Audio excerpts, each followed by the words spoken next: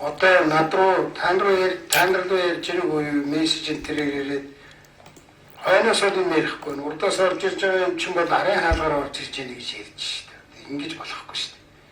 Тэгээд баахан хомсдлын нүүссэн. Тэгээ хилдээр нь дахиад тэрнийг зохицуулж чадахгүй бөмбөрл үүсгээд байгаа би бол залруулаач шаардлагатай юм бол энэ хуулинд өөрчлөлт оруулаач гэж хэлэх гэдэг. Хэдэн минут юм яриаг бодол дуусчихдээ юм аа. Хоёр дахь санаа бол энэ хуулийг үүслээд энэ яг та нар энэ манай хурлын юмыг дандаа тулгаж өгдөг болсон шүү.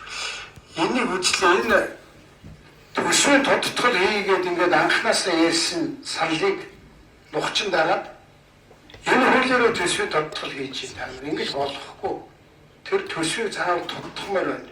Хоёр янзаар хийсэн байна. Нэгдүгээрт нь ингээд тэр төсөв дотроо хөрөнгөний болон урсгал зардал хооронд төсвийн зохицуулт хийн энэ болохгүй.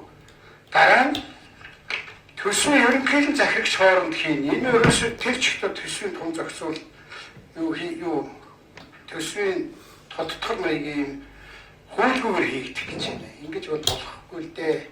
Энийг та нар яриач.